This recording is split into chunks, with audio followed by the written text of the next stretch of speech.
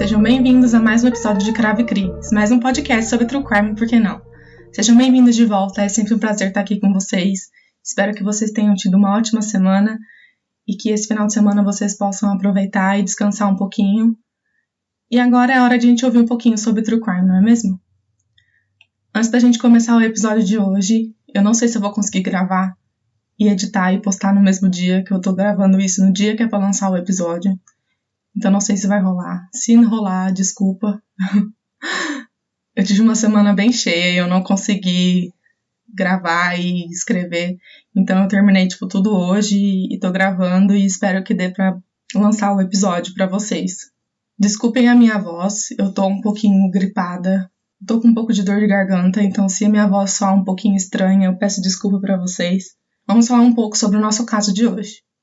O caso de hoje, eu não sei se vocês vão conhecer, eu mesma não conhecia, eu ouvi no podcast chamado Killer Queens, e eu fiquei super interessada pelo caso, e eu marquei na minha lista, eu falei assim, não, vou pesquisar direito e vou fazer um episódio. Aí eu baixei o livro, na verdade eu comprei o livro, e eu li, e assim, é uma história extremamente cheia de qualquer coisa que vocês podem imaginar.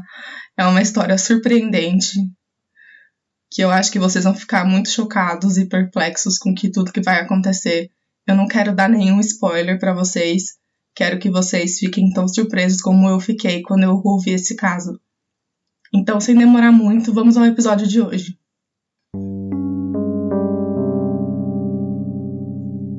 Antes de começar o episódio, gostaria de deixar aqui alguns avisos.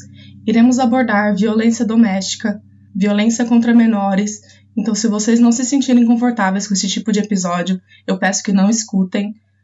A gente vai conversar bastante sobre tudo o que aconteceu e sobre todo o desdobramento desse caso de hoje. Então eu peço que vocês não escutem esse tipo de episódio se não for para vocês. A gente tem muito mais outros episódios aqui que você pode ouvir no podcast. O episódio de hoje é sobre Terry King. Terry Lee King nasceu em abril de 1961, na Flórida, nos Estados Unidos. Ele foi casado uma vez e depois se divorciou. Ele teve 2 filhos, Alex e Derek, com uma mulher chamada Kelly Marino, uma dançarina exótica na época. Kelly abandonou os filhos quando eles tinham 6 e 7 anos, deixando Terry para cuidar e criar dos meninos sozinho. Ele trabalhava em uma fábrica de impressões e sempre fez o melhor que podia para prover para os seus filhos. Mas eles viviam sempre uma situação muito complicada, cheia de muito altos e baixos. A mãe de Terry descreve ele como uma pessoa que faria tudo pelas pessoas que ele amava. Ele era uma pessoa que tirava a roupa do corpo para alguém sem precisar de nada em troca. Ele é descrito como um homem muito quieto, mas que era uma pessoa muito trabalhadora e que trabalhou muito para poder criar seus filhos. Terry era um homem muito trabalhador, como eu comentei. Ele geralmente trabalhava no período da noite e ele teve uma vida cheia de muitos obstáculos. Terry ganhava apenas $7 por hora com 4 crianças para cuidar. E isso foi um sufoco muito grande para ele, até que ele desistiu de ficar com as crianças e decidiu que seria melhor elas ficarem em lares adotivos ou com amigos e parentes. É descrito que Terry era um homem muito correto, que teve muita má sorte na vida, mas ele nunca desistiu de conseguir as coisas em sua vida. Terry tinha um histórico de dirigir sob efeito de álcool e dirigir com a licença suspensa, mas isso nunca fez com que ele fosse um mau pai. Derek e Alex, os filhos de Terry, ficaram em diversos lares e chegaram a ser adotados, mas no final das contas eles acabaram voltando para morar com Terry e ele finalmente tinha uma casa onde eles poderiam morar. E foram assim que os eventos do caso de hoje aconteceram. No dia 26 de novembro de 2001, na Flórida, uma noite normal, até que os bombeiros são ativados para apagar um incêndio vindo de uma vizinhança tranquila. Não perdendo tempo, assim que eles chegaram no local do incêndio, começaram a apagar o fogo. Enquanto a casa estava tendo fogo controlado, os bombeiros começaram a entrar na casa para procurar pelos residentes da casa. Mesmo que estivesse um pouco antes do dia da Ação de Graças nos Estados Unidos, a casa já estava decorada para o Natal, o que ajudou o fogo a se espalhar com mais facilidade. Foi quando eles examinaram a sala e eles perceberam que tinham alguém sentado na poltrona com as pernas apoiadas no sofá. O homem que estava encontrado estava vestido com sapatos e uma caneca apoiada entre sua perna e a poltrona. Quando eles olharam para o homem de primeira, os bombeiros acharam que ele tinha morrido devido à fumaça e ao fogo. Mas quando eles olharam mais de perto, eles observaram que o homem tinha ferimentos graves na cabeça, e ao redor do homem, na parede, respingos de sangue. Depois de examinarem a cena e a vítima, eles pronunciaram Terry King morto às 2h da manhã. Infelizmente, nesse caso, tudo o que eles puderam fazer foi estabelecer que a vítima já estava morta e nenhuma manobra para tentar salvar a vida foi preciso. Com a examinação dos bombeiros, era claro que o homem não tinha morrido devido ao fogo, e sim, era um possível homicídio, e o fogo foi usado para esconder provas que poderiam ser usadas para resolver esse crime. E com isso, os bombeiros chamam a polícia devido à suspeita de que um crime tinha acontecido naquela casa. Quando o detetive que ficou responsável pelo caso chega no local, ele já percebeu que a vítima tinha mesmo ferimentos graves na cabeça e respingos de sangue na parede. Quando o detetive olhou mais detalhadamente, ele viu pedaços do cérebro na parede junto com o sangue da vítima. Ele ainda viu que a vítima tinha ferimentos na cabeça profundos o suficiente para ver o crânio despedaçado e parte do cérebro da vítima foi atingido. Baseado na óbvia falta de ferimentos de resistência, Terry provavelmente não esperava o ataque que recebeu. Enquanto os detetives averiguavam os fatos dentro da casa de Terry King, a investigadora do caso foi à vizinhança fazer perguntas sobre a vítima e saber mais informações que fossem cruciais para entender a motivação do crime. Um dos vizinhos tinha dito que Terry tinha se mudado fazia pouco tempo, e ele tinha 2 filhos adolescentes. E era isso. Tudo que os vizinhos sabiam sobre Terry era sobre isso. Ninguém conseguia se aproximar dele ou dos filhos dele. E os vizinhos testemunharam e disseram que principalmente Terry era muito fechado e não era de muitos amigos. E foi assim que a polícia soube que Terry tinha 2 filhos, Alex, de 12 anos, e Derek, de 13. E essa deve ser uma pergunta que vocês devem estar se fazendo. Cadê os 2 meninos então, Gabriela? Então, isso era o que a polícia estava se perguntando também. Pois tudo o que eles sabiam era que na casa tinha apenas uma pessoa, e que essa pessoa era Terry King. Na casa haviam sinais de que crianças moravam lá, mas ninguém sabia onde eles poderiam estar. Como Terry não tinha amigos na vizinhança, foi difícil determinar o paradeiro dos meninos. E foi assim que a polícia descobriu que Alex e Derek haviam sido reportados como desaparecidos pelo próprio pai havia alguns dias atrás. Mas as investigações provaram que os dois foram vistos com Terry algumas horas antes do incêndio e assassinato dele. Terry havia chamado um jornal local no Dia de Ação de Graças e ele disse que os filhos estavam desaparecidos desde novembro e que ele não estava satisfeito com o trabalho da polícia para achar os seus filhos. Ele disse aos repórteres que a última vez que ele viu Alex e Derek foi quando ele deixou os meninos na escola naquela manhã. Ele disse que achava que os seus filhos tinham fugido de casa porque eles não levaram nada com eles. Terry, na verdade, achava que seus filhos haviam sido sequestrados. Mas ele não podia dizer quem ele achava que poderia ter sequestrado os meninos assim do nada. Ele disse que não tinha a guarda legal dos filhos porque ele e a mãe dos meninos nunca foram casados e ela estava morando em Kentucky. Enquanto isso, lá pela manhã, os detetives conheceram o padrasto de Terry, que apareceu na cena do crime após ser informado sobre a tragédia. O padrasto disse que ele recebeu a notícia em uma ligação lá pelas 9 horas da noite, mais ou menos 5 horas antes do acontecimento, e que Rick Chaves, amigo de Terry, havia informado a ele que Alex e Derek haviam retornado para casa depois que eles ficaram desaparecidos praticamente por uma semana.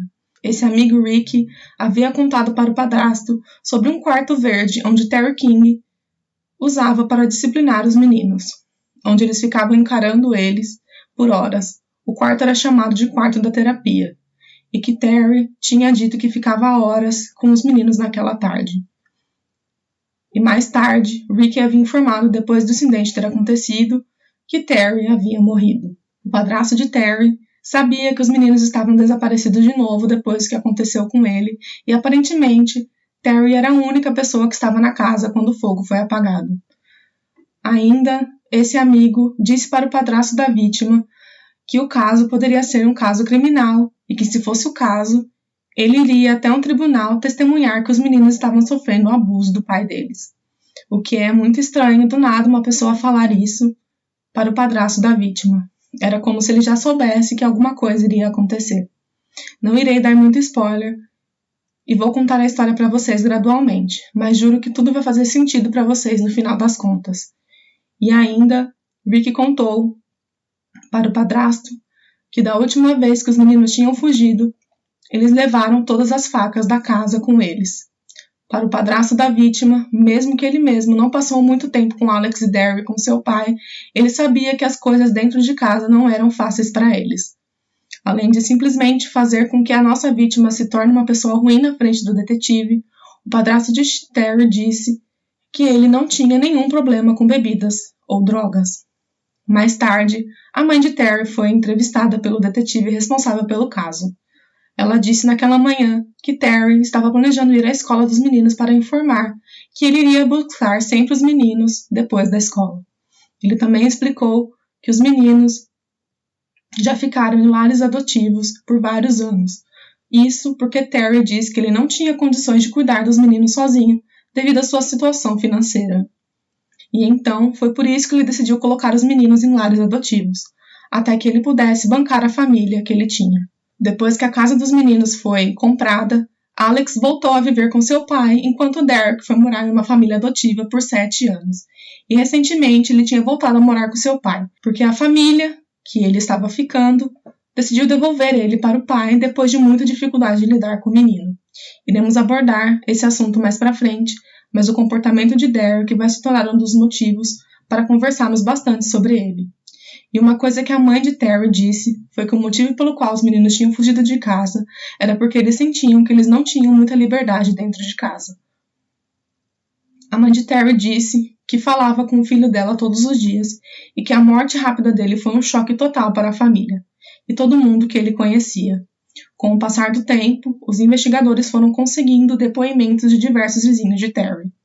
E mesmo que ele fosse uma pessoa bem fechada, os vizinhos reparavam bastante neles. Um deles disse que viu ele no dia do assassinato, na frente de casa com os meninos algumas horas antes, mas ninguém tinha visto nada suspeito para indicar que houve uma briga ou algo diferente dentro de casa. Além de estarem tentando resolver quem matou Terry King, a polícia também estava na busca pelos filhos dele, Derek e Alex, para tentar entender o que tinha acontecido de errado. Mas depois de irem à escola dos meninos, ninguém tinha visto eles desde que eles tinham desaparecido no dia 12 de novembro. Então, vai entrar uma pessoa muito importante nesse caso, Rick Chaves, o amigo de Terry King, a nossa vítima de hoje. Rick decidiu falar com os detetives do caso.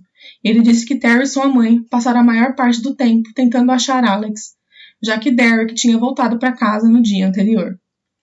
Rick disse que recebeu uma ligação de Alex no final da tarde e ele pediu para que Rick pudesse buscar ele e levar ele para casa.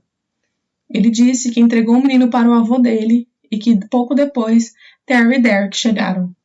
Para Rick, assim que eles chegaram, Alex não aparentava que queria ir com seu pai e irmão para casa, então ele sugeriu levar o garoto com o irmão para um McDonald's perto e eles puderam conversar um pouco. Rick era muito próximo dos meninos. Iremos conversar mais sobre ele mais pra frente, mas por enquanto é o que eu vou dizer para vocês sobre ele. Ele disse que conversou com Alex e Derek durante esse tempo que ficou sozinho com eles e os dois falaram que eles tinham medo do que poderia acontecer com eles depois eles voltarem para casa. Quando o detetive ouviu isso, ele ficou sem entender muito o que estava acontecendo e aposto que vocês também estão sem entender. Assim que o detetive pediu para que Rick explicasse melhor o que ele quis dizer, ele falou que Terry estava abusando dos meninos, principalmente de forma psicológica. Ele disse que teve diversas conversas com Terry sobre esse abuso que ele estava fazendo com os meninos. Rick ainda chegou a dizer que Derek havia se tornado muito frio com seu pai e que a morte de Terry se tornou um homicídio. Os meninos provavelmente seriam os responsáveis pela morte do próprio pai. Rick explicou dizendo que Alex, para ele, disse muitas vezes nos finais de semana Terry tinha diversas sessões de tortura psicológica com os meninos. Envolviam ficar mudos apenas se encarando. Sim, eu sei. Tortura psicológica, ficar se encarando sem dizer uma palavra, isso vai ser uma coisa muito debatida nesse caso de hoje. E eu quero contar para vocês todos os fatos, pois esse caso gera muita controvérsia em relação a Terry e a seus filhos. mas iremos conversar sobre isso mais pra frente no decorrer do episódio.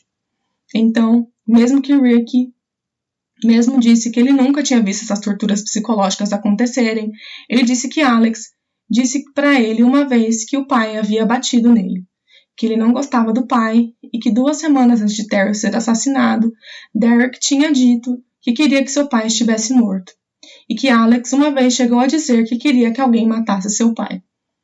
Rick disse que ele percebeu que Alex era uma boa criança, mas que Derek tinha uma personalidade forte e que parecia muito com Terry nesse aspecto. Ele ainda disse que quando Alex e Derek voltaram para casa, tinha um certo atrito entre eles. E eles teriam tido um atrito devido a essas sessões de torturas psicológicas que acontecia. Alex, Derek e Terry tinham longas sessões onde eles ficavam se encarando por horas sem falar nada. Rick disse que ele não sabia onde os meninos poderiam estar e o que poderia ter acontecido com eles. Com o depoimento de Rick, o que podemos perceber aqui é que Terry era bem duro com os meninos. De acordo com ele ainda, ele cita um exemplo que os meninos vinham da escola para casa sem falar com ninguém. Eles eram obrigados a se trancar dentro de casa e não se comunicar com ninguém até que Terry chegasse em casa e levasse eles para o trabalho com ele. Quando perguntado se Rick conhecia alguém que poderia ter feito isso com Terry, ele disse que não sabia de ninguém que tivesse algum problema com Terry. Ele chegou a dizer que ele e Terry não eram tão próximos assim, mas que ele tentou ser amigo dele. E com isso, o detetive concluiu a entrevista com Rick, o que deixou eles com a famosa pulga atrás da orelha em relação a tudo o que tinha acontecido. Será mesmo que Terry era um carrasco com seus filhos? Será que existia mesmo o abuso psicológico que Rick declarou? Então, os detetives foram atrás de mais informações sobre os meninos e sobre o suposto abuso que eles sofriam. O detetive decide ir até a família adotiva de Derek para tentar entender mais sobre a situação dos meninos. E chegando lá, o padrasto de Derek, que não teve muito contato com Derek, mas disse que o pai trancava ele no closet e fazia jogos mentais com ele. Certo ponto, as notas de Derek começaram a decair e chegou ao ponto dele parar de estudar. O pai adotivo dele disse que Derek era melhor ele começar a ir bem na escola e fazer o que crianças normais faziam na idade dele, ou senão, ele não poderia mais morar com eles. E então, em outubro de 2001, a família adotiva de Derek decide que eles não conseguiam mais lidar com ele e devolveram ele para o pai, Terry. Depois de um mês, ele recebeu uma ligação dizendo que Derek havia fugido de casa. De acordo com o pai adotivo de Derek, ele disse que estava com Rick Chaves enquanto ele estava desaparecido, e que Alex também estava com ele no momento que eles fugiram, e eles foram, na verdade, para a casa de Rick. Ainda chegando a dizer, em uma das conversas que ele teve com Derek, ele conta que ele e o irmão odiavam seu pai e que eles queriam matar ele. Derek diz que Terry King era um maníaco por controle, o qual não deixava os meninos irem a lugar nenhum e que mantinha eles dentro de casa. Derek afirmou que quem protegia os meninos do pai era Rick Chaves. O pai adotivo disse para o detetive que ele achava que o fato dos meninos terem sumido e conseguido ficar uma semana fora de casa, Rick tinha alguma coisa a ver com isso, que ele possivelmente sabia aonde eles estavam ou estava com os meninos. Depois de conversar com o pai adotivo de Derek, eles foram falar com uma adolescente que ia na mesma escola que os meninos. Ela disse que Derek frequentemente falava sobre drogas. Ela notou que ele tinha cigarro sempre com ele. Ela disse que ele falava que seu pai era um maníaco por controle e que ele não queria voltar a morar com o pai. Com isso, as coisas ficam cada vez mais confusas para os detetives. Então, eles recebem a visita de mais uma pessoa que informa que esteve com Terry, Derek e Alex naquela noite, um pouco antes do incêndio. Essa pessoa diz que Terry e os meninos estavam em sua casa e que Alex e Derek estavam agindo de uma forma muito estranha durante a visita, principalmente porque eles estavam abraçando Terry e brincando entre si. Eles pareciam estar muito felizes, mas ele achou que o comportamento deles era muito estranho, porque ele sabia do tipo de relacionamento que Terry tinha com aqueles meninos. E eles não eram de abraçar ninguém, muito menos Terry. Essa pessoa disse ainda que ficaram até 00:15 em sua casa, E um pouco antes dele ir embora, ele chegou a perguntar para os meninos aonde eles estavam, e eles responderam para eles que eles estavam ficando com uma casa de um tal de Jim, descrevendo um homem. E depois que assim que o detetive estava revisando suas anotações, ele se deu conta que o homem chamado Jim era extremamente familiar, pois as características eram as mesmas que ninguém mais, ninguém menos do que Rick Chaves. Essa pessoa ainda disse que teve uma conversa com Terry naquela noite e que Terry parecia muito nervoso. Ele contou a essa pessoa que ele não confiava em Derek. Ele contou que ele tinha lido o diário do menino e leu certas coisas que fez ele se sentir desse jeito. Terry não disse exatamente o porquê ele não confiava em Derek, pois ele não era muito de ficar falando sobre a sua vida pessoal para ninguém. Enquanto ele ficava tendo essa conversa, a pessoa disse que percebeu que os meninos pareciam estar planejando alguma coisa pelo jeito que eles estavam conversando.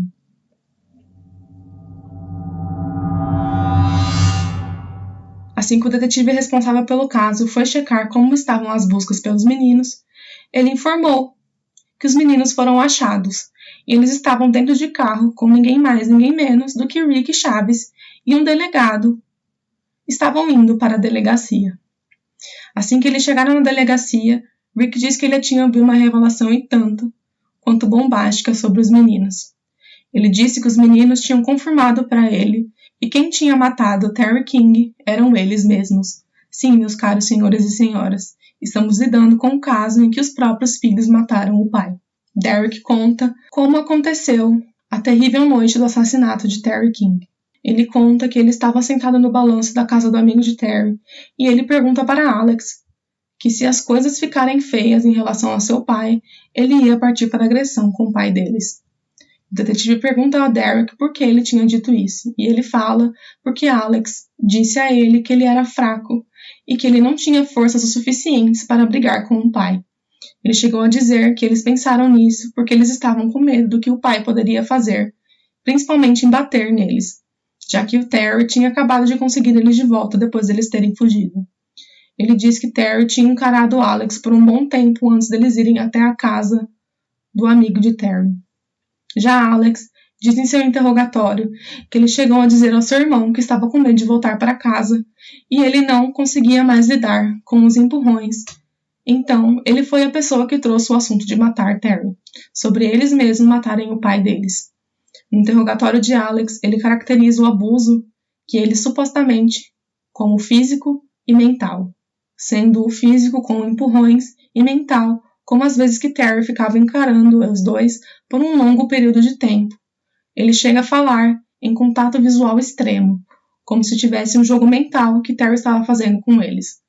Ainda no interrogatório de Alex, ele diz que o pai chegou a bater neles, enquanto Derek disse que ele nunca encostou a mão nos meninos. Então o detetive pergunta uma coisa que vocês também devem estar se perguntando. O detetive pergunta se Terry alguma vez tinha batido neles. A resposta foi não. Perguntou se ele já tinha usado alguma arma ou utensílio para bater neles. E a resposta foi não. Então ele pergunta o quão longe Terry chegou em relação à violência, e Derek diz que empurrões eram bem comuns, e que normalmente ele não deixava nenhuma marca nos meninos que sinalizasse a agressão. Mas eu quero deixar aqui que os meninos nunca falaram que seu pai era agressivo fisicamente com eles além dos empurrões. Quando o detetive pergunta se havia outra forma de abuso, Derek diz que eram mais ações disciplinares, como por exemplo, quando eles revidavam a Terry, ele explica que Terry falava que a palavra dele era final, já que ele era um adulto em casa. Ele falava isso e empurrava os meninos. Uma coisa que o detetive pergunta que eu achei importante, e que eu acho que vocês deveriam saber, é que ele perguntou ao Derek se eles eram bem alimentados e bem vestidos, e ele respondeu que sim. Terry nunca deixou de faltar nada para os meninos, mesmo que ele enfrentasse diversas dificuldades na vida. Além disso, eles queriam que Terry estivesse morto, então eles pensaram que por que eles não faziam isso? Então, eles começam a pensar que eles precisam de um jeito de atordoar ele. Eles pensaram em usar uma faca, mas eles ficaram com medo de não terem força para penetrar a pele dele de primeira. Então, eles pensaram em pegar um martelo. Então, quando eles voltam para casa, depois de procurarem por um, mas não encontram, então eles pegam um taco de beisebol. Ao chegar em casa, depois de voltarem para casa, Derek diz que Terry lidou com Alex e mesmo que Derek tenha tentado amenizar as coisas como abraçar seu pai, não funcionou. Derek diz que o pai ficou dando diversos empurrões em Alex e que não gritou muito. Alex caiu em uma mesa e começou a chorar. Então Derek disse que ele decidiu intervir e entrar entre os dois para que os empurrões parassem. Ao ser perguntado sobre Terry estaria fazendo isso, ele disse que ele achava que ele estava bravo com eles por terem fugido de casa. Então, depois de proteger seu irmão, os dois foram para o quarto para brincar, enquanto Terry estava na sala. Ele acabou adormecendo na sala enquanto assistia a televisão. Derek diz que pegou um taco de beisebol, foi em direção à sala, parou atrás de Terry e acertou ele na cabeça inúmeras vezes, em torno de 10 vezes, no lado esquerdo do rosto e na testa. Ao ser perguntado sobre como Alex se sentiu quando o pai deu diversos empurrões nele, ele disse que ele estava bem puto com seu pai. Ele disse que se ele não fosse fazer, ele ia até a sala e faria ele mesmo. Derek diz que Alex estava lá o tempo todo atrás dele, enquanto ele matava o pai deles. Enquanto Derek diz que matou o pai e depois correu porque ele não conseguia olhar para o rosto de Terry, depois disso, Derek diz que correu até o quarto com um taco de beisebol, ateou fogo na cama, porque ele ficou com medo das evidências e tudo, medo de ser pego. O detetive perguntou aos meninos com quem eles aprenderam tudo isso, porque é impressionante como eles eram tão novos saberem como destruir evidências. E eles disseram que eles aprenderam em um programa de TV policial. Alex diz que eles se sentiram muito perturbados com medo. Então, foi por isso que eles jogaram fogo na casa. Eles falam que eles não ligaram para o número de emergência porque eles pensaram que Terry já estava morto. E eles estavam com muito medo. Então, eles começam a queimar a cama primeiro, com a intenção de atear fogo na casa para destruir evidências. Alex ainda diz que eles ficaram algumas noites na floresta e que eles não aguentaram mais, então eles ligaram para uma amiga de Derek para ligar para Rick para buscar eles. Então, eles passaram na casa de Rick, tomaram banho e foram levados para a delegacia. Alex disse que ele se sentia mais responsável pela morte de Terry do que Derek, porque foi ele que deu a ideia de matar Terry. Ao perguntar uma outra coisa que vocês também devem estar se perguntando, Rick sabia de alguma coisa? Alex diz que ele não sabia de nada, mas que ele deve ter percebido que alguma coisa iria acontecer, mas eles mesmos não contaram nada para ele. Ao perguntar sobre como eles sabiam que era abuso mental, Alex diz primeiro que uma pessoa contou a ele o que era, mas com o decorrer do interrogatório ele acabou dizendo quem era. E adivinha quem? Exato. Rick Chaves foi a pessoa que disse para os meninos que Terry estava fazendo era um abuso mental e que Alex aprendeu a se defender desse abuso. Com tudo isso que discutimos até aqui, Alex e Derek King foram presos e acusados em um tribunal aberto de assassinato de Terry King. Ser acusado de assassinato em regime aberto significa que caberia ao promotor, a um grande júri, determinar se a acusação de assassinato seria em primeiro grau, assassinato em segundo grau e assim por diante. Uma acusação por assassinato em primeiro grau acarreta uma possível sentença de prisão perpétua na Flórida, mesmo para jovens. Na Flórida, tem uma estatística muito alta de jovens que são julgados como adultos, tendo eles uma sentença de até prisão perpétua e pouca chance de saírem condicional para a reabilitação. Uma coisa que eu acho importante deixar aqui é que a mãe dos meninos tem algo a dizer sobre Terry. Ela descreve ele como um homem de bom caráter e que Terry nunca foi abusivo mentalmente em relação aos meninos e que ele nunca machucaria os meninos fisicamente também. Ela fala que Terry adorava os meninos mais que tudo nessa vida e que sempre que podia ele mimava os meninos e que quando se tratava em disciplinar Derek e Alex, ele era bem consistente com relação a isso. Ela não falou para os investigadores que tipo de punição que Terry dava aos seus filhos. Com o andamento do caso, o resultado da necrópsia de Terry King foi divulgado para o público e foram evidenciados os ataques na cabeça e no rosto dele. A vítima claramente sofreu traumatismo craniano grave. Além das escoriações no couro cabeludo, ocorreram as lesões mais graves, compostas por fraturas no crânio, além de hemorragias acentuadas no tecido mole do couro cabeludo. Lesões na área da frente da cabeça, mais do lado esquerdo do que do lado direito, no nariz também puderam ser observadas. Depois o patologista removeu o cérebro de Terry, ele pôde distinguir facilmente contusões e hemorragias presentes em várias áreas ou regiões do cérebro. A causa da morte foi determinada como ferimentos contundantes na cabeça e determinou a morte de Terry King como um homicídio.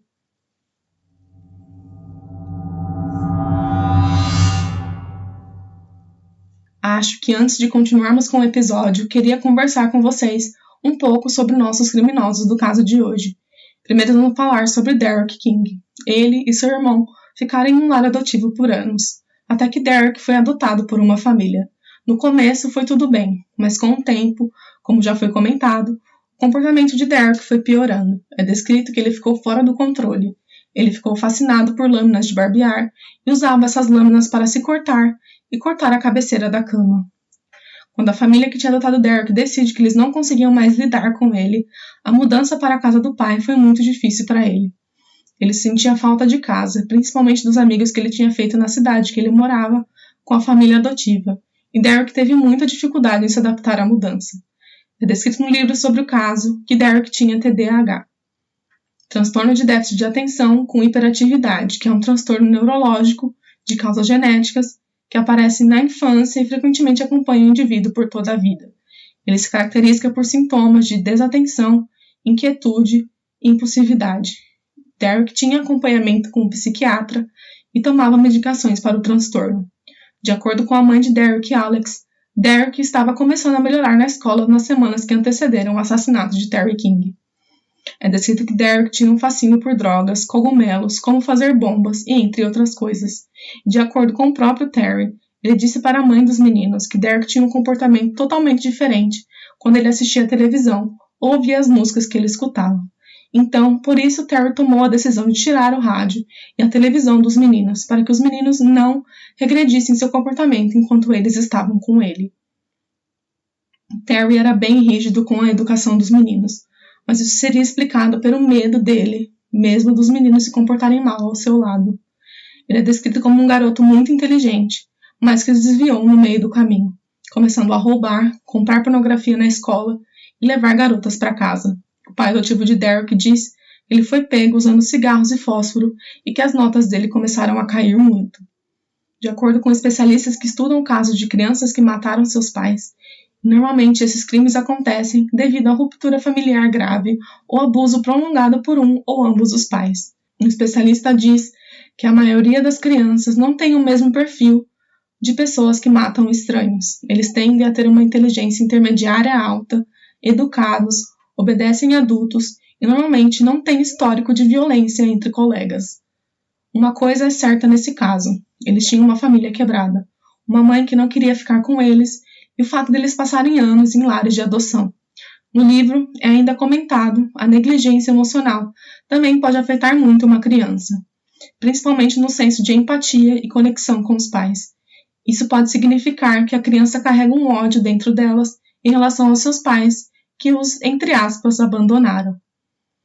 O abuso está nos olhos de quem sofre. Se a criança acredita que as ações são abusivas, eles vão achar que estão sendo abusados.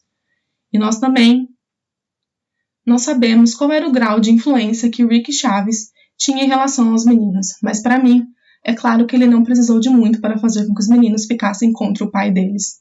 O livro ainda usa a frase que eu acho muito relevante ao caso. Rick se aproximou deles como um amigo e não como uma autoridade. E uma pessoa que vocês devem estar curiosos para saber é Rick Chaves.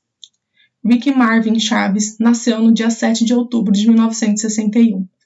Quando ele tinha 23 anos de idade, ele foi acusado de agressão obscena, ou indecente, ou ato contra uma criança, e a segunda acusação de aquisição de menores para prostituição. Ele não contestou as acusações em 1984 e ele foi sentenciado a apenas 6 meses de cadeia por molestar um menor de idade. Com essa informação, a polícia ficou extremamente interessada em Rick e, para eles, o papel dele no caso de hoje ficava cada vez mais claros para eles. Em certo ponto, quando os meninos voltaram a morar com Terry, Rick disse que queria adotar Alex. Uma coisa que é muito noticiada na mídia é o fascínio que Rick tinha por Alex. Ricky tinha uma grande influência nos meninos, era como se fosse a única atenção de adulto que eles ganhavam. Principalmente quando a polícia achou o diário de Alex. E o que tem nesse diário vai deixar vocês loucos. No diário de Alex, ele escreve que Ricky incentivou ele a se tornar um homossexual. Sim, eu sei. Se vocês quiserem jogar o celular de vocês agora na parede, vocês podem ficar à vontade. No diário de Alex, ele descreve que ele era apaixonado por Ricky, que o amor da vida dele era ele e que ele queria fugir para se casar com ele. O que deixa as coisas ainda mais complicadas para Ricky.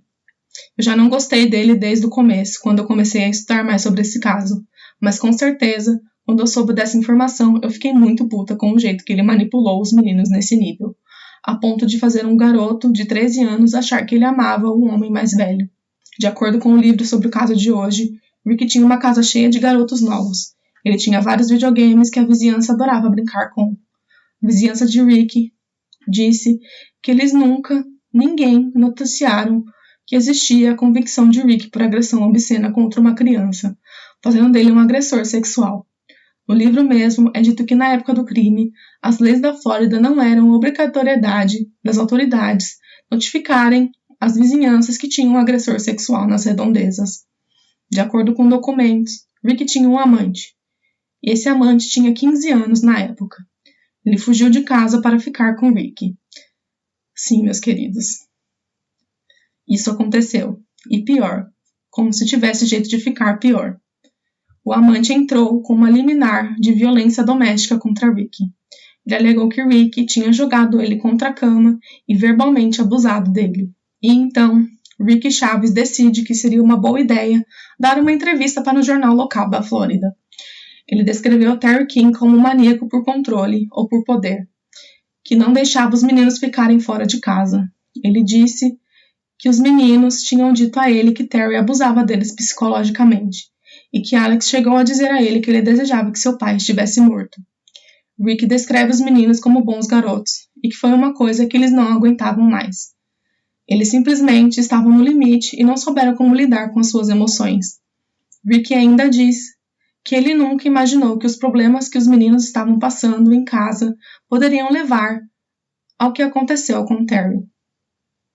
No dia da audiência dos meninos, os policiais chocam todo mundo com o que eles vão fazer a seguir. Eles prendem Ricky Chaves, acusando ele de ser cúmplice no assassinato de Terry King, tendo uma fiança de $50 mil. Ele foi acusado ainda de esconder os meninos dentro de casa por 2 dias antes de entregar eles para os policiais. Como resultado, a audiência de júri aberto, os jurados decidiram que Alex e Derek deviam ser julgados como adultos, e eles foram oficialmente acusados de assassinato em 1º grau pela morte planejada de Terry King. E como é previsto nas leis da Flórida, teriam uma sentença automática de prisão perpétua sem possibilidade de condicional.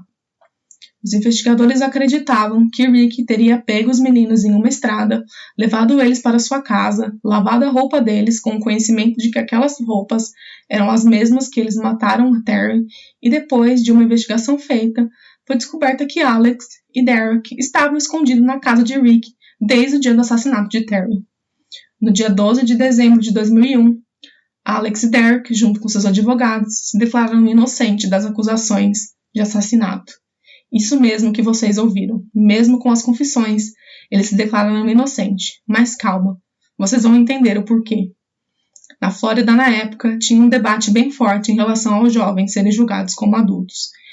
E entre as diversas perguntas estão: as crianças realmente sabem o que elas estão fazendo quando elas cometem um crime? Crianças têm um entendimento das suas ações têm consequências? Elas são capazes de entender os procedimentos legais de um tribunal e as possíveis sentenças que elas possam receber considerados culpados? E é uma coisa que é ainda um dilema, um assunto bem complexo para tentar entrar em uma discussão. Porque nós enxergamos crianças como seres inocentes, que não têm capacidade de cometer uma maldade. Mas nós já vimos aqui no podcast mesmo, algumas vezes, que mesmo assim, independentemente da idade, crianças são capazes de cometer crimes terríveis e inimagináveis. Mas será que eles entendem completamente a complexidade de seus atos e as consequências perante a lei? Sempre que tem um julgamento onde crianças são julgadas como adultos, eu fico com certo receio de fazer um episódio sobre, porque eu sei que as pessoas vão ter opiniões muito diferentes e calorosas, mas é uma discussão muito importante que o caso traz para a gente hoje. Diversos críticos, incluindo os parentes dos meninos e algumas pessoas do público em geral, se opuseram ao fato dos meninos serem julgados como adultos. O juiz que estava responsável pelo caso recebeu diversas cartas e e-mails pedindo para que eles fossem julgados como jovens, mas o juiz manteve a sua posição. Ele disse: qualquer pessoa que é culpada de assassinato em primeiro grau, seja jovem ou adulto, não deve viver em sociedade. Eles devem ser confinados para proteger o público. Jovens são capazes fisicamente e emocionalmente de cometer um crime tão sério quanto esse, devem ser restritos a viver em sociedade novamente. Enfim, no dia 4 de janeiro de 2002, Ricky Chaves se declarou inocente das acusações de ser cúmplice depois do assassinato de Terry King. Ele negou repetidas vezes que ele incentivou os meninos a matar o pai deles. Ele também negou que ele teve algum envolvimento no planejamento de matar Terry. Ele disse que se ele soubesse com antecedência que os meninos iriam matar ele teria impedido o plano acontecesse. Ricky também admitiu que ele teria dito que amava os meninos, mas que isso nunca foi de forma inapropriada. Enquanto isso, os investigadores queriam tentar entender qual era o real papel de Ricky Chaves nessa história toda. Eles acreditavam que Ricky tinha mentido nas vezes que ele prestou depoimento. Primeiro ele disse que ele não sabia onde os meninos estavam. Depois ele disse que uma mulher desconhecida ligou para ele, dizendo para ele buscar os meninos em um local determinado por eles. Depois outro depoimento para a polícia, ele chegou a dizer que depois que os meninos mataram Terry, eles ligaram para Ricky para buscar eles na estrada, não muito movimentada, perto da casa dos meninos. Ricky até mesmo confessou, nessa terceira entrevista, que os meninos estavam com ele quando eles foram dados como desaparecidos por Terry King. Ele não contou a Terry que os meninos estavam com ele e mesmo assim foi ajudar nas buscas pelos meninos, vendo seu amigo estar totalmente desesperado. Então, em fevereiro de 2002, os advogados de Alex disseram que iam usar como defesa o argumento de que tudo era culpa de Ricky Chaves. O advogado de Alex chegou a dizer que acreditava que Ricky era o amante adulto de Alex. Mesmo que Ricky tenha negado que eles tinham encontros sexuais, o advogado afirma que Ricky tinha uma influência gigante em Alex, e que nos casos que existem essa possibilidade de manipulação sexual e emocional, os culpados e réus muitas vezes desenvolvem um vínculo de silêncio que só pode ser rompido com o auxílio de informações vindas dos cidadãos locais, pedindo ajuda dos cidadãos locais para trazer mais informações importantes de como era o comportamento de Ricky com meninos jovens. O advogado de Ricky debateu a argumentação dos advogados de Alex, dizendo que eles estavam tentando desviar a culpa do assassinato de Terry King e colocar a culpa de tudo o que aconteceu em Ricky. Ele ainda chegou a dizer que as acusações do time de defesa de Alex estavam fazendo eram apenas fofocas e especulações distorcidas sobre seu cliente. Em abril de 2002, carcerários encontraram na cela de Alex um bilhete que supostamente seria de Ricky para Alex. O bilhete dizia assim: eu estou sempre pensando em você. Aguente firme, que as coisas irão dar certo se você não mudar nada do seu testemunho. Você sabe em quem você deve confiar. Eles estão tentando nos afastar até que tudo isso acabe. Eu penso em você dia e noite. Por favor, tome cuidado. Eu estou com você. Nosso futuro depende de como nós iremos sair no tribunal e o que irá acontecer com nós dois. Apenas seja forte. Por favor, não mude seu testemunho. Aguente firme. Você sabe o que seu advogado fez comigo. E isso não é sua culpa, mas ele está tentando te derrubar. Não desista. Se um acordo foi prometido a você, seja corajoso. Nada mudou. Eu estou com você aqui. E cuidado em quem você confia. Tudo está dando certo até agora. Eles querem me fazer mal. Você ouviu o que eles disseram de mim e agora seja esperto. Espere e apenas escute. Eu vou esperar por você. Não esqueça o meu endereço e o meu número. Não importa o que aconteça, não perca o contato comigo ou com Mike, o meu irmão. Ele está cuidando da casa agora. Nós vamos ficar separados. Eles estão tentando fazer você falar e fazer com que eu pegue 50 anos de cadeia. Lembre-se de que conversamos, que eles irão tentar saber o que aconteceu, e eles não sabem. É um jogo mental. Não seja enganado e não mude nada, mesmo sob juramento. Eles não irão cumprir suas promessas. Eles vão mentir para você, para que você fale. Por favor, não desista. Eu estou com você. Eu te amo para sempre. Alex Derek King para sempre. Seja forte e paciente. Eu estou com você. Cuidado em quem você fala.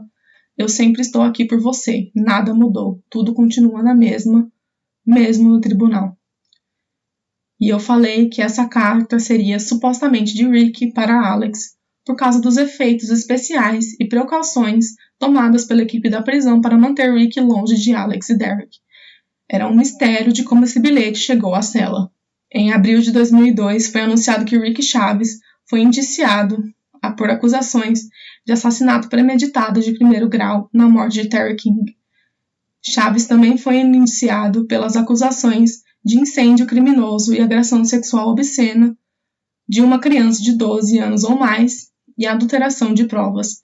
Ele se declarou inocente das acusações. Rick fez diversas entrevistas até o dia de seu julgamento.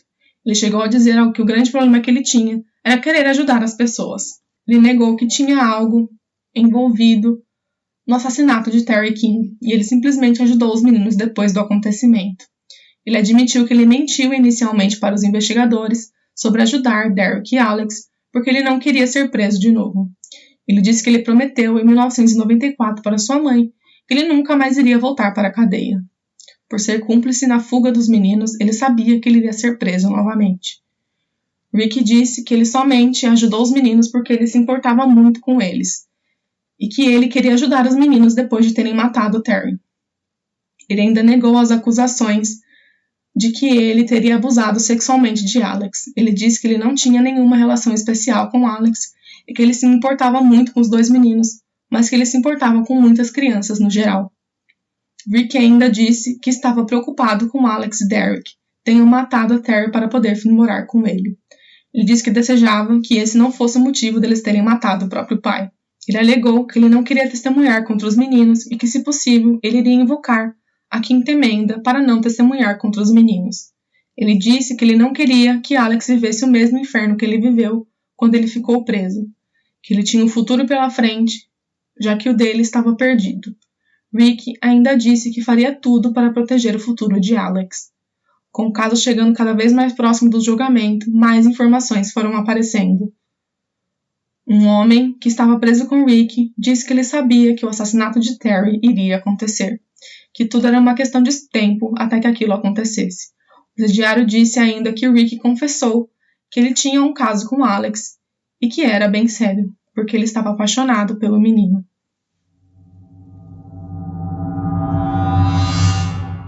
No dia 26 de agosto de 2002, o julgamento de Rick Chaves aconteceu. O dele seria o primeiro e o dos meninos logo em seguida. Durante a audiência para determinar se deve permitir o testemunho de abuso sexual, o juiz determinou que seria permitido durante o julgamento apresentar o suposto relacionamento entre Alex e Rick, já que fazia parte importante do caso. O juiz determinou que seria muito relevante para o caso. A pergunta que os jurados tinham que responder era quem tinha matado Terry King e tentado queimar as provas. Não tinham testemunhas para o crime, além dos próprios criminosos. Qualquer evidência que poderia ter no caso foi queimada durante o incêndio.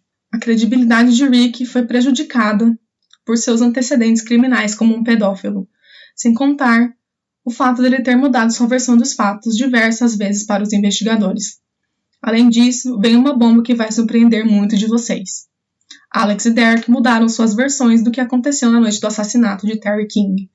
Eles disseram que agora quem tinha matado Terry na verdade era Rick, e que eles tinham treinado os meninos a falarem que foram eles os responsáveis.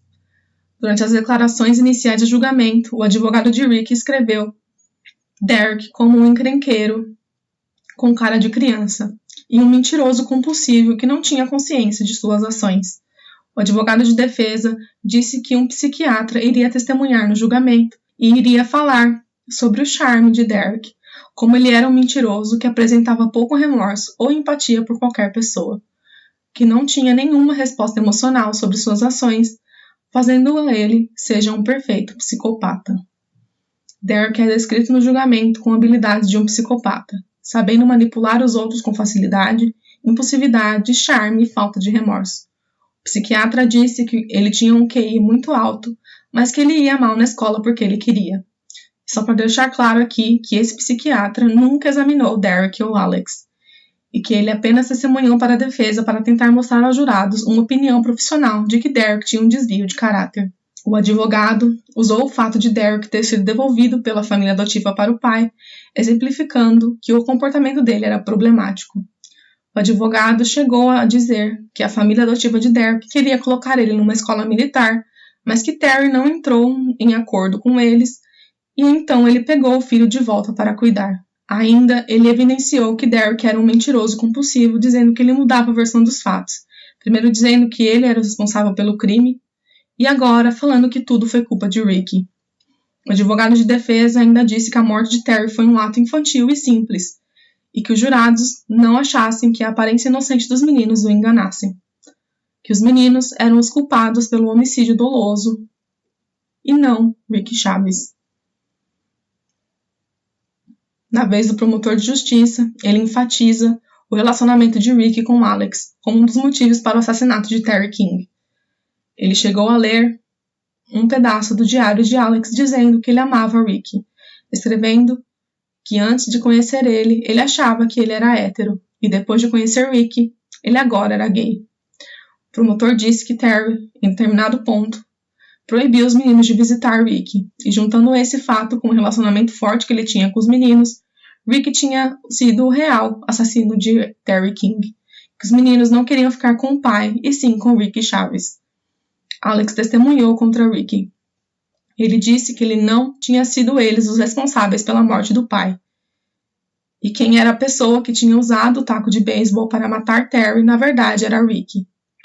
Alex disse que Ricky disse a eles que ele iria chegar pelas portas dos fundos por volta da meia-noite, que o plano era deixar a porta dos fundos aberta para que Terry não pudesse perceber que Ricky tinha entrado em casa. O plano era que os meninos fossem até o carro de Ricky esperar do lado de fora, enquanto ele matava Terry. Alex disse que ficava esperando no carro, e depois de um tempo, Rick saiu da casa e levou eles para a casa dele. De acordo com Alex, Rick teria contado para os meninos o que tinha acontecido. O advogado de acusação pergunta a Alex por que ele achava que ele era gay, e Alex afirma que foi porque Rick disse que ele era, e que ele estava apaixonado por ele. Então, ele teria sido influenciado por Rick a dizer que eles eram responsáveis pelo crime porque eles eram menores de idade e pelo fato deles clamarem que foi por legítima defesa, já que Terry supostamente abusava deles fisicamente e psicologicamente. Alex disse que eles ficaram 2 dias revendo a história e que eles iam contar para a polícia com Rick. Já Derek disse que ele não se lembrava dos detalhes da morte do pai. Ele disse também que ele não se lembrava se eles tinham confessado para a polícia, pois fazia muito tempo desde o acontecido. Tanto Alex quanto Derek disseram no julgamento que a única razão pela qual eles inicialmente disseram para os investigadores que eles tinham matado o próprio pai foi para proteger Ricky, e porque eles iriam mudar a história dos fatos. De acordo com eles, porque eles não queriam ser presos o resto da vida por um crime que eles não cometeram. O investigador de incêndios testemunhou e disse que o ato na casa de Terry foi bem simples. Ele disse que, de acordo com as evidências, nos sapatos de Derek e Alex tinha uma substância inflamável com um diluente de tinta, que era similar ao que foi encontrado na casa. Um especialista forense testemunhou dizendo que não tinham sinais de luta em Terry. Ele ainda disse que Terry tinha morrido no primeiro golpe que ele recebeu e que ele não teve tempo de reagir. Ele falou sobre os padrões de sangue que tinham na parede e no teto e disse que as versões dos fatos que Derek e Alex tinham dito à polícia na primeira vez consistia com os padrões achados na casa. E foi uma coisa que o advogado de defesa argumentou. Ele passou a fita por completo das confissões de Alex e Derek e disse que tudo o que eles falaram nas confissões consistia com as evidências encontradas na casa, que os meninos tinham ter estado dentro da casa quando o crime aconteceu contra Terry King. Uma pessoa que testemunhou no julgamento de Ricky Chaves foi o próprio irmão. Ele disse que na noite que tudo aconteceu, eles estavam em casa, sentados na sala, quando o telefone tocou, lá por volta da 1h da manhã. Ele disse que Rick atendeu o telefone e que ele ficou surpreso com essa ligação. E depois ele simplesmente sai de casa, pega o carro e depois de 30 minutos ele volta para casa com os meninos. O irmão de Rick fala que Alex estava em choque, não conseguia falar nada, enquanto Derek parecia estar normal. Que ao perguntar o que tinha acontecido, Derek foi que começou a contar para ele que ele usou um taco de beisebol para bater repetidas vezes na cabeça do próprio pai. Ele disse que os meninos foram tomar banho e depois foram dormir. Durante os argumentos finais, o advogado de defesa disse que o testemunho de Alex e Derek contra Rick era apenas uma tentativa de se salvar depois eles perceberem o que poderia acontecer com eles se eles fossem considerados culpados pelo assassinato do próprio pai. Ele ainda chegou a dizer que os investigadores deveriam ter prendido Rick desde o começo, já que eles achavam que ele tinha alguma coisa a ver com o crime de hoje. Rick foi somente preso depois que os meninos teriam mudado a sua história deles, de que Rick era, na verdade, o responsável pelo assassinato de Terry King.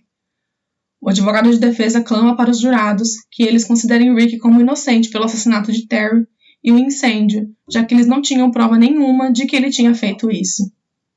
Já o argumento final do promotor foi breve e curto, o que causou um estranhamento de todos, porque ele apenas disse que eles estavam lá porque os meninos mentiram para a polícia, e ele deveria deixar na mão dos jurados decidir se eles acreditavam ou não no acontecimento.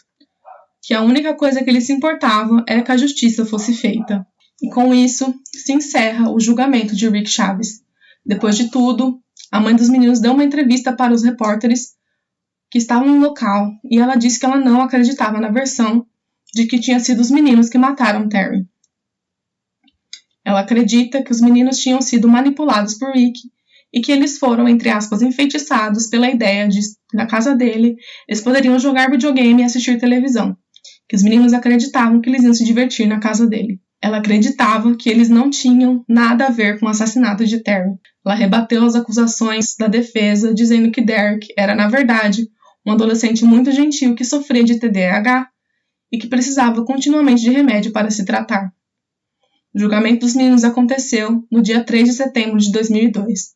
Durante as declarações iniciais, o advogado de acusação começou a descrever passo a passo de tudo o que nós já começamos a falar no começo do episódio, de que os bombeiros receberam uma ligação por volta da 1h30 da manhã e que no dia 26 de novembro de 2001, descrevendo a cena, como Terry foi encontrado e de como os meninos estavam desaparecidos depois do assassinato.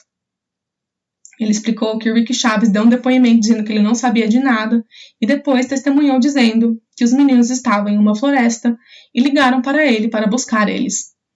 Que os meninos descreveram que houve uma briga entre Terry e Alex e que esse foi o estopim para os meninos, dizendo que Derek atacava seu pai com um taco de beisebol depois que Terry caiu no sono, batendo nele inúmeras vezes até que ele morresse.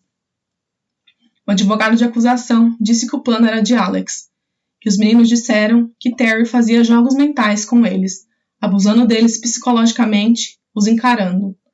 Ele fechou o argumento dizendo que as evidências iriam mostrar que Alex queria que seu pai morresse e encorajou Derek a matar Terry. Já o advogado de defesa de Alex diz aos jurados que as confissões feitas pelos meninos foram resultados da manipulação de Rick Chaves, que disse que eles deveriam dizer isso para a polícia. Ele disse que Rick estava ficando apreensivo e preocupado que Terry estava suspeitando do relacionamento dele com Alex e Derek. Então o plano era fazer com que Alex destrancar a porta dos fundos da casa para que ele pudesse entrar no meio da noite, entrando na casa e matar o Terry com um taco de beisebol, enquanto os meninos estavam dentro do seu carro esperando por Rick. O advogado de defesa ainda disse que Rick disse a Alex e Derek que eles eram tão culpados quanto ele, e convenceu os meninos a dizer que eles não tinham muito a perder, porque eles eram jovens e poderiam clamar que foi tudo por legítima defesa ou por abuso.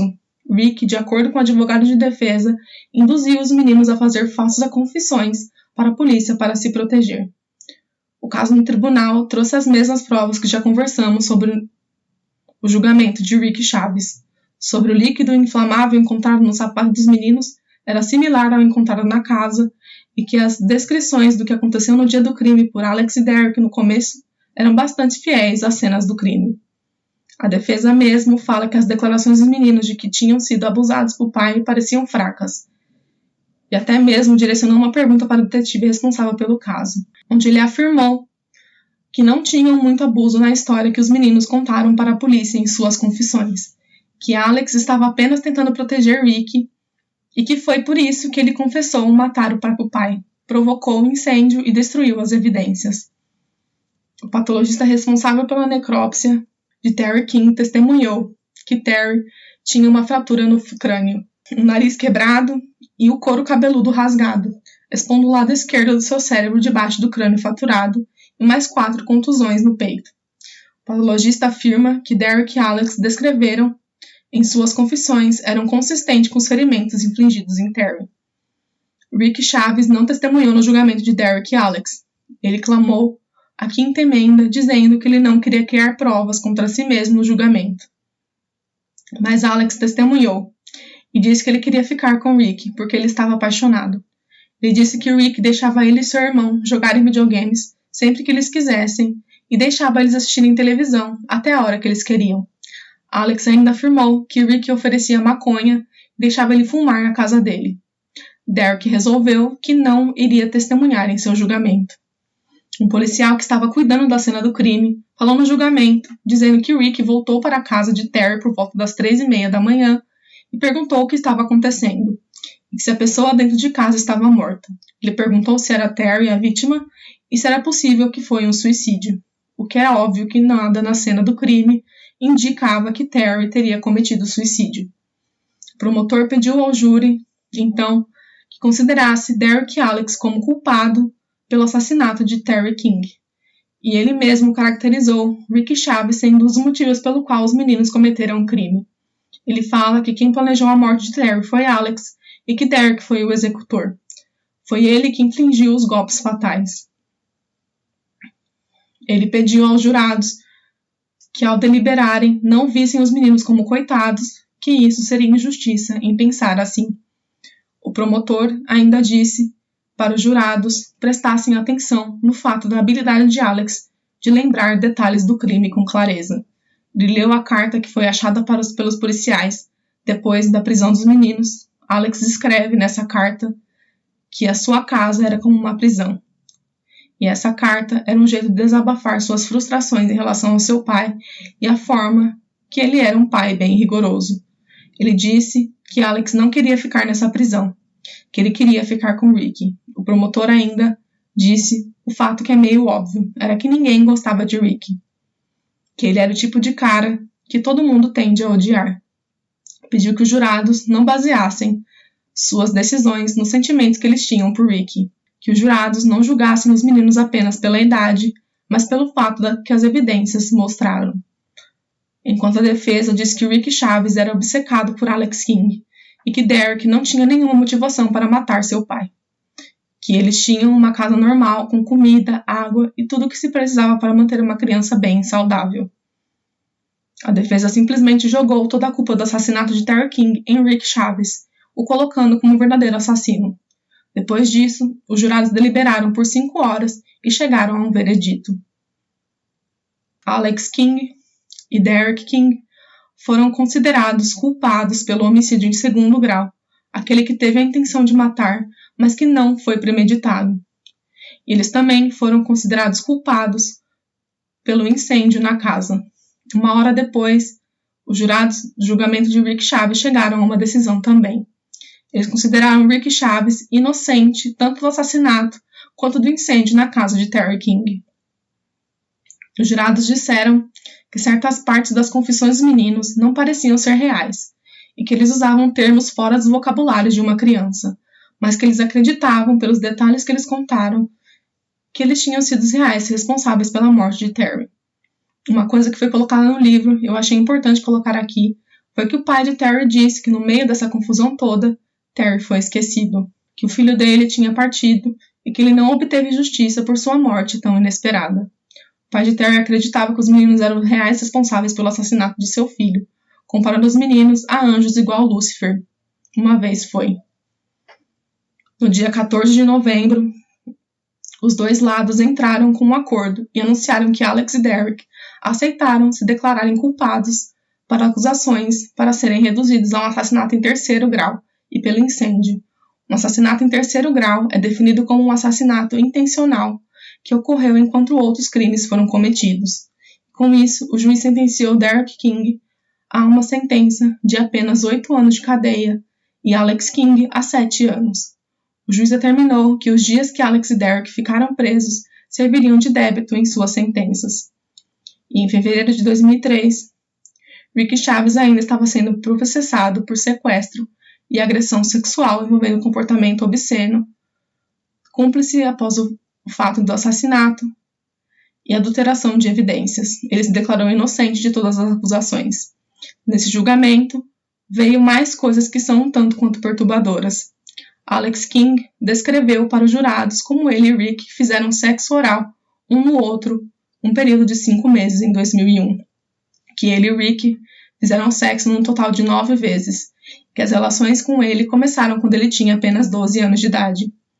Alex ainda diz no julgamento que Rick dizia coisas ruins sobre seu pai. Ele falava das pequenas coisas que Terry fazia e dizia para os meninos que o pai estava abusando deles psicologicamente.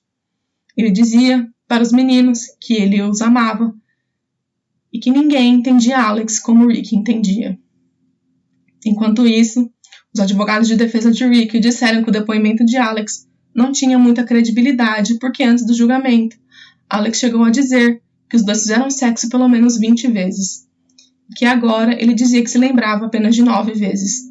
O advogado de defesa até mesmo chegou a pedir para Alex descrever o tamanho, forma e aparência do pênis de Rick, o que eu achei muito inapropriado fazer essa pergunta para um adolescente de apenas 15 anos na época. Um presidiário testemunhou e afirmou que Rick contou diversos outros presidiários que ele dormiu com Alex King diversas vezes, que ele amava o menino e que faria qualquer coisa por ele. Além disso, Derek também testemunhou e afirmou que ele não sabia qual era a relação de Rick com seu irmão, mas que ele achava estranho o relacionamento dos dois. Derek fala que ele testemunhou os dois de mãos dadas, Alex sentado no colo de Rick enquanto os dois se beijavam e se tocavam, o que chocou todo mundo no tribunal e com certeza deve ter chocado vocês também. E com isso, as declarações finais foram feitas. A promotoria focou no testemunho de Alex e tentou mostrar que o depoimento dele era confiável. Pediu para que os jurados tenham bom senso na hora de deliberar.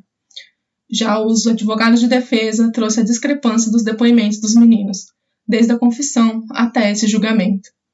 Ele disse que os jurados não poderiam se deixar enganar, que Alex não se lembrava de nenhum momento específico dos abusos que ele supostamente sofreu. Enfim, os jurados deliberaram por 3 horas e consideraram Ricky Chaves culpado por abusar sexualmente e sequestrar Alex. O juiz determinou uma prisão de 5 anos como sua sentença. O que podemos ver aqui é a falta de credibilidade que os meninos têm.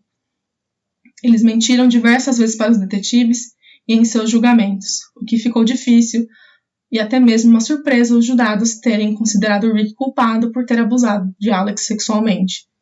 No julgamento de Rick nas acusações de ser cúmplice dos meninos depois do assassinato de Terry King, foram descritas as evidências e testemunhos demonstrados que Rick foi buscar os meninos em uma loja de conveniência depois de eles terem matado Terry, escondido eles em sua casa, e ele mentiu inicialmente para a polícia, lavou as roupas dos meninos ainda. O júri deliberou por 5 horas e eles voltaram com o veredito. Eles consideraram Ricky Chaves culpado por ser cúmplice e por adulteração de evidência. O juiz condenou Ricky a 30 anos de cadeia com um adicional de 5 anos por adulteração. Enquanto cumpria a pena em uma instituição juvenil em 2005, Alex tentou escapar, mas foi pego, recebendo 5 anos de liberdade condicional. Após sua liberdade em 2008, Alex se mudou para a Flórida para morar com Cat Medical, que apoiou os irmãos que estavam na prisão. No entanto, Alex foi preso em 2011 após deixar o local de um acidente de carro. Isso violou sua liberdade condicional e ele foi condenado a 3 anos de prisão. Alex foi liberado em dezembro de 2013. Ele estava matriculado em uma universidade comunitária e falou sobre seu interesse sobre microbiologia. Além disso, Alex falou sobre estar com sua namorada na Califórnia após sua libertação. Quanto ao Derek, ele se mudou para um rancho no Texas e mora lá com Dan Daly, outro estranho que veio no auxílio dos meninos enquanto eles estavam presos. No entanto, ele saiu depois de 6 meses, se mudou e a partir de 2013 trabalhava em um restaurante por lá. Ele estava economizando dinheiro para terminar a faculdade e já havia se matriculado na mesma universidade comunitária que o seu irmão. Além disso, Derek teria sido enviado para a prisão de Virgínia após supostamente abusar do seu enteado, sendo libertado em 2021. Em 2016, foi relatado que Alex se mudou para um rancho no Texas, administrado por Dan, chamado de Estrela Vista. Desde então, os meninos mantêm um perfil discreto e não está claro o que eles fazem atualmente. Em relação a Rick Chaves, ele continua preso e tem previsão de saída da cadeia em 2033. E como sempre, eu quero deixar aqui uma organização que promova algo de bom no meio de uma tragédia, que é o caso de Terry King. E eu procurei uma instituição que tem a ver com o nosso caso de hoje. Quero falar para vocês da Aldeias Infantis SOS. É uma organização global que atua no cuidado e proteção de crianças, adolescentes, jovens e suas famílias. Fatores como desemprego, violência intrafamiliar e de gênero, desastres naturais, uso problemático de drogas, exploração sexual, expõem crianças e suas famílias a uma situação de vulnerabilidade, colocando-as em risco de serem separadas e violando o direito de viverem em uma família com proteção e afeto. A Aldeias Infantis SOS atua no Brasil há mais de 50 anos, onde eles apoiam crianças e famílias, ajudando a construir seu futuro próprio e participando do desenvolvimento de suas comunidades. Eles atuam no Brasil desde 1967 para cerca de 165 mil crianças, jovens e adolescentes possam viver em família, com seus direitos assegurados e a possibilidade de futuro digno. São mais de 80 projetos em 31 localidades e 12 estados e no Distrito Federal, voltados ao fortalecimento familiar, cuidados alternativos, promoção de espaços protetores, apoio ao jovem e apoio judicial. Então, eu gostaria de deixar, como sempre, o link das doações para Aldeias Infantis SOS para quem tiver interesse em doar ou saber mais sobre a luta deles. Como eu sempre deixo, o link está disponível na descrição do episódio junto com as referências. Então é isso. Espero que vocês tenham gostado do episódio de hoje. Esse caso não é tão comentado assim, e eu achei o livro sobre o caso muito interessante. Foi um dos melhores livros que eu já li sobre histórias de true crime, e ele é bem detalhado e conta todos os aspectos de evidências apresentadas no caso. Mas então, o que vocês acharam? Quem realmente vocês acham que matou Terry King? Foi Derek e Alex ou foi Rick Chaves? Deixem nos comentários lá nas nossas redes sociais o que vocês acharam no episódio de hoje. Então é isso. Não se esqueçam que estamos nas redes sociais. Estamos no Instagram, no Twitter e no Facebook. É só procurar lá Cravos e Crimes que vocês vão achar. Eu estou sempre atualizando lá no Instagram quando tem algum episódio novo, quando sai alguma notícia relacionada a um caso que eu já tenha feito, ou coisas assim relacionadas a crimes. Então acompanhem lá nas nossas redes sociais para vocês não perderem mais nada sobre o que acontece no podcast. Outra coisa que eu queria deixar aqui, como sempre, são um link de sugestão de casos. Por enquanto estou fazendo casos que eu tenho na minha lista, mas eu estou sempre disposta e aberta a fazer mais casos que vocês queiram ouvir. Caso vocês tenham algum caso que queiram que eu cubra aqui no podcast, é só mandar um e-mail para mim no cravoecrimes@gmail.com ou no link de solicitações que eu deixo tudo planejado. Bem, é isso. Espero que vocês tenham gostado dessa história. Não se esqueçam de se inscrever nas plataformas que vocês escutam para não perder mais nenhum episódio no podcast. Avaliem o nosso podcast e compartilhem com seus amigos e parentes que vocês gostaram dessa história. Eu estou sempre aberta a conversar mais com vocês sobre os casos que nós comentamos aqui. É isso, se cuidem e até a próxima. Cravos e Crimes é um podcast gravado, escrito, produzido e editado por mim, Gabriela.